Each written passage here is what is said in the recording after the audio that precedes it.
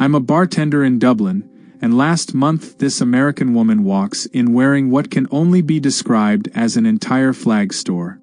Not just a pin or a patch, we're talking flag sneakers, flag baseball cap, flag jacket. She orders a Guinness, then looks around like she's expecting a standing ovation. When nobody reacts, she turns to me and says, "Back home, people appreciate patriotism. Don't you guys have national pride here?" I'm wiping down the bar trying not to laugh, because behind her there's literally a mural of the 1916 rising on the wall. She didn't notice because she was checking if her flag shoes matched her flag sock. In Singapore, my cousin manages a hawker center. American guy comes through wearing a shirt that says, "Land of the Free," with an eagle and firework. He's looking at the food stalls, clearly confused. Finally approaches my cousin and says, "Is it normal for countries to not have American flags anywhere? Like, for reference?" My cousin just stares. "Sir, you're in Singapore." The guy nods like that's obvious, then follows up with, "Right, but shouldn't there be at least one? As like a sign of respect." He genuinely believed every country maintained at least a ceremonial American flag somewhere public. When my cousin said no, he started explaining how the US saved the world twice and called it historical debt display protocol. He made that up on the spot. Last summer in Reykjavik, I'm a tour guide, and we've got this group adding Velar. Beautiful historic site, tectonic plates meeting, birth of the Icelandic parliament. American lady in the group is wearing a USA windbreaker despite it being warm out. She's not listening to anything about Viking history or geology. Finally she interrupts and says, "Do you even have a flag day here?" I explain we have Independence Day. She shakes her head. "No, I mean a day where you put flags everywhere. Because I haven't seen any flags since landing." I tell her we just don't festoon every surface with flags. She looks genuinely sad and says, "That must be hard, not having the freedom to display patriotism properly." The irony sailed past her faster than a longship. I work at a museum in Oslo. Last month, this American guy is touring our exhibition on Norwegian resistance during World War II. Real somber stuff, stories of sacrifice and courage. He's going through it wearing a "These Colors Don't Run" t-shirt with fighter jets. Gets to the section about the liberation and says to me, "You know, you should have more American flags in here. We were pretty involved in winning that war." I explain that the exhibition focuses on Norwegian resistance fighters. He doesn't miss a beat. Right, but they were inspired by American freedom. That's like, historically documented. George Washington's speeches were translated into Norwegian in 1776. I'm standing there thinking about how to explain that Norway was under Danish rule in 1776 and Washington's speeches weren't exactly bestsellers in Copenhagen.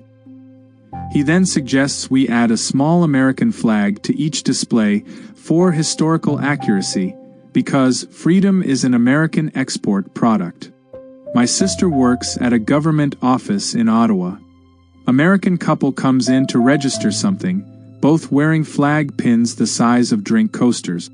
They're filling out forms when the man looks up and asks, "Where's your flag?" My sister points to the Canadian flag outside. He clarifies, "No, the American one. Isn't it policy to have both in government buildings?" My sister very carefully explains this is Canada and we only display Canadian flags. The woman leans in and whispers, "We won't report it, but you should know that's technically a diplomatic oversight." She then explains that after 1945, all Allied nations agreed to permanent flag display reciprocity. Completely fabricated. Her husband nods along, adding, "It's in the NATO Charter, Section 7. We're not even sure NATO has a Section 7, and even if it did, it definitely wouldn't mandate flag decorations in provincial offices." I teach at a university in Copenhagen. American exchange student shows up first day wearing a flag bandana. Not subtle, full stars and stripes wrapped around his head. During introductions, He mentions he's proud to bring American values to campus. Another student asks what he means. He launches into this speech about how Americans invented the concept of questioning authority and critical thinking. Before Benjamin Franklin's experiments with democracy and electricity, Europeans just accepted whatever kings told them. We exported intellectual freedom. I'm trying to figure out where to start with the Enlightenment, the Renaissance, ancient Greece. He's already continuing, explaining that the Danish education system probably learned from American universities back in the colonial partnership days. We were never an American colony. He insists there must have been some sort of freedom exchange program in the 1800s, and that's why we have schools now. My brother drives a taxi in Brussels. Picks up this American tourist from the airport. Guy's got flag cufflinks and a flag tie clip. He's looking out the window at EU buildings and finally says, "Kind of weird Belgium doesn't fly American flags at government buildings. Is that a budget thing?" My brother explains Belgium is a sovereign nation with its own flag. The passenger laughs. "Yeah, but I mean as a thank you flag. For the liberation and the Marshall Plan." When my brother says we're grateful but don't display foreign flags at our institutions, this guy gets philosophical. That's the problem with Europe. You don't understand symbolic debt. In America, we'd have a Belgian flag in every town that received Belgian aid. My brother points out Belgium didn't really provide that kind of aid to America. The guy's ready for this. Not official aid, but cultural aid. You gave us waffles and chocolate. That's worth at least a flag or two in DC. I'm a librarian in Kyoto. American tourist walks in wearing a flag baseball cap backward. He's looking at our collection of historical Japanese texts, some dating back centuries. Approaches my desk and asks, "Do you have any books about how American soldiers helped rebuild Japan's culture after the war?" I direct him to post-war history sections. He shakes his head. "No, I mean about the cultural education. Like how Americans taught Japanese people about freedom of speech and democracy." I explain Japan had complex governmental systems long before American occupation. He looks skeptical, but not real democracy. That's an American invention. We basically introduced the concept here in 1945. Then he suggests we should have a special American history section in every Japanese library to show appreciation for the democracy lessons. When I mention Japan's own rich democratic development, he says, "Sure, but American-style democracy is the gold standard. Everything else is beta testing." I run a cafe in Prague. American tourist comes in, orders coffee, pulls out a small American flag, and plants it in the sugar bowl. Just stands it up there like he's claiming territory. I ask what he's doing. He says, "It's a conversation starter about freedom and gratitude." I'm still processing this when he explains. "See, people will ask about the flag, and I can tell them about how American GIs liberated Prague. I have to inform him that was actually the Soviet Red Army." He pivots immediately. "Right, but we inspired them. The whole Allied liberation strategy was based on American Revolutionary War tactic. Washington's crossing of the Delaware became the model for all modern military operations. That's just completely made up." He then says the flag stays because coffee culture originated in American diners, and this is a tribute. Coffee's been in Europe since the Ottoman Empire, but he's somehow convinced American truck stops invented the concept of sitting down with a hot beverage. My aunt manages a restaurant in Buenos Aires. Last week, American couple celebrating something, both wearing flag scarves indoors in summer. They finish dinner, leave a tip, and place a small American flag on the table. The woman says to my aunt, "Just wanted to leave this as a thank you for speaking English with us."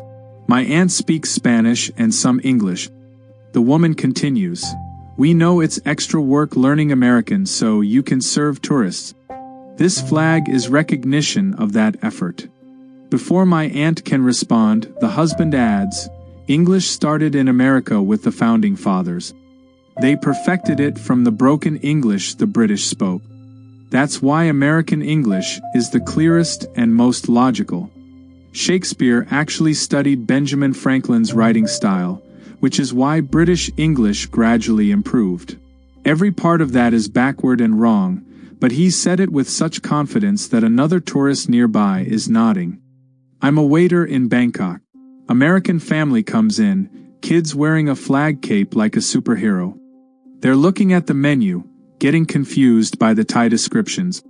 The father flags me over and says, "Do you have a section of the menu in American?" I clarify if he means English. No, American. The official language. I bring an English menu.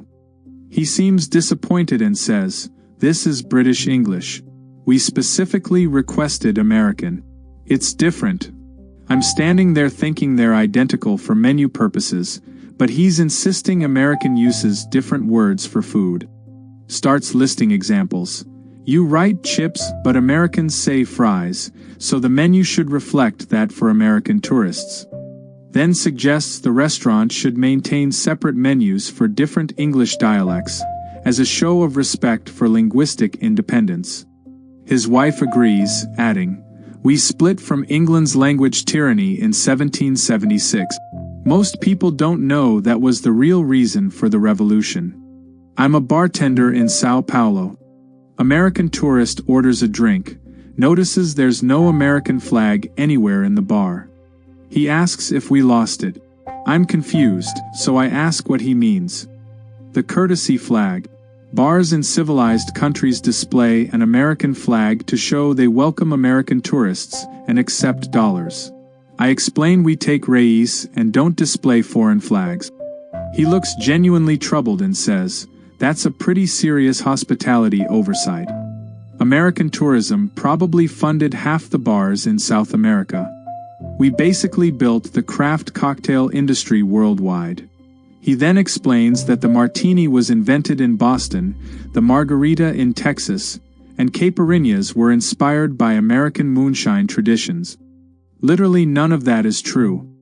When I correct him about caipirinhas being Brazilian, he says, "Right, but the concept of mixing fruit with alcohol came from American colonial taverns. Brazil probably learned it through trade routes in the 1800s. I work at a bakery in Lisbon. American woman comes in wearing a flag headband, asks for pastéis de nata.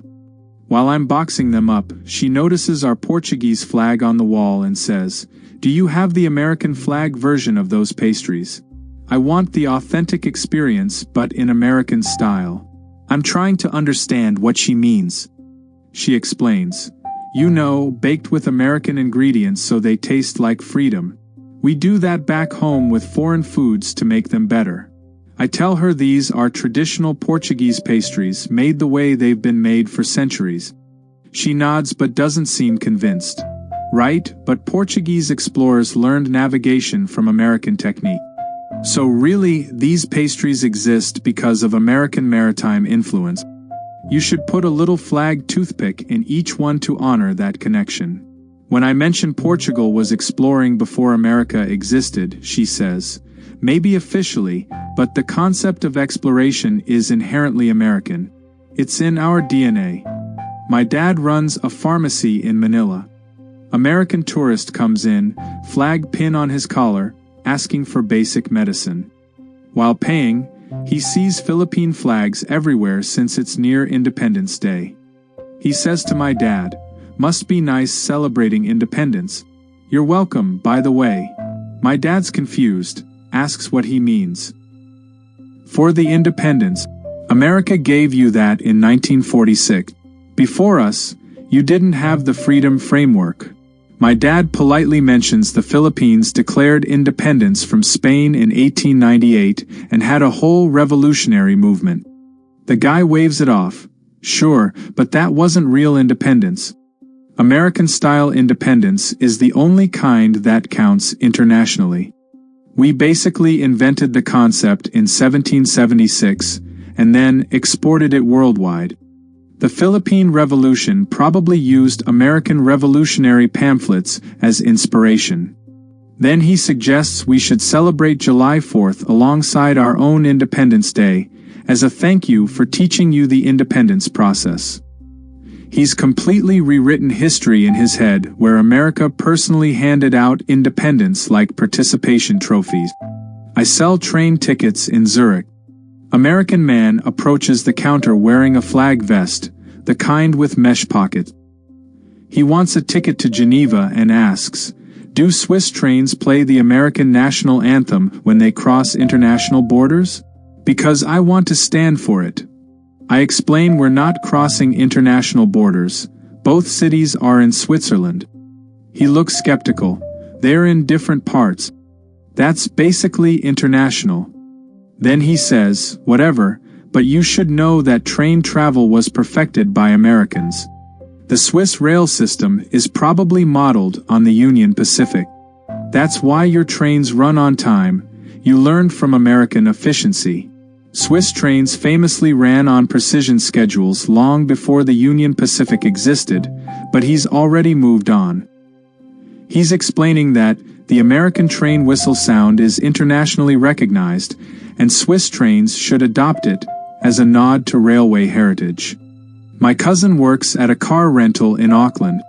American tourist is picking up a vehicle, sees we drive on the left side of the road.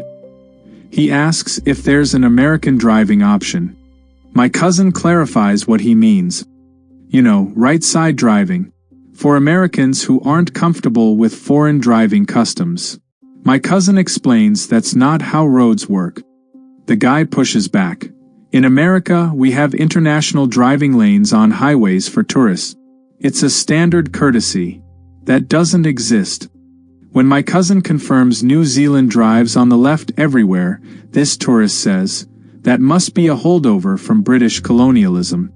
You should have switched to American-style driving after World War II as a freedom upgrade. Most modernized countries did. Most countries did not." He then suggests my cousin's rental company offer American configuration vehicles that somehow drive on the right while everyone else drives on the left. When asked how that would work, he says, "Technology, probably. Americans would have figured it out by now." I'm a flight attendant based in Dubai. American passenger boards wearing flag socks pulled up to his knees like athletic gear. We're over the Indian Ocean when he presses the call button and asks why there's no American flag on the airplane. I explain it's an Emirati airline, we display the UAE flag. He nods slowly, then says, "But for international flights, isn't there a rule about having all passenger nations' flags displayed? For safety and identification." There's no such rule. He insists he read about it in an Aviation magazine, something about the 1944 Chicago Convention requiring flag visibility for diplomatic clarity. The Chicago Convention covers air navigation, not flag decorations. When I politely correct him, he switches tactics. Well, maybe it should be a rule. Americans invented modern commercial aviation. The Wright brothers basically created international flight, so having American flags on all planes would be historically appropriate. Then he asks if the safety card is available in American, and when I say English, he clarifies. No American. It's a different language since 1776. I work at a language school in Vienna. American enrolls for a German course, shows up in flag sneakers. First class, teachers explaining formal and informal, you in German. He interrupts. Why doesn't German just use one word like American does? Teacher explains English also has formal and informal registers. He shakes his head. Not American. We simplified English when we became independent. That's why American is easier and more logical than British English or German.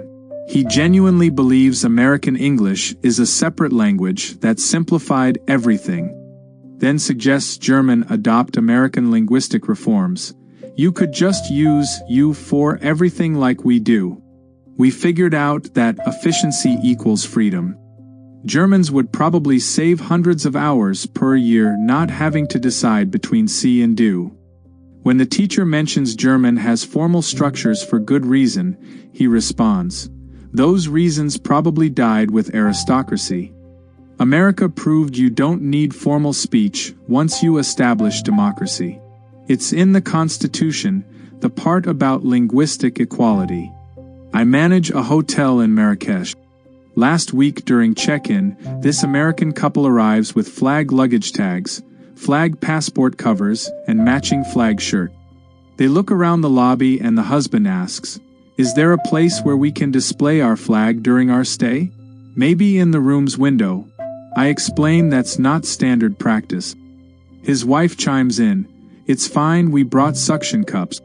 It's just so locals know which room has Americans in it. For cultural exchange purposes." I'm trying to figure out the logic when the husband says, "Americans are basically unofficial ambassadors wherever we go. Displaying the flag helps locals know we're approachable for questions about freedom and democracy."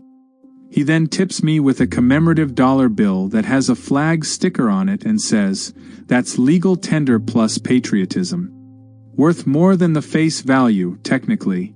They head to their room, and within an hour I get a call from another guest asking about the large flag hanging from the fourth-floor window.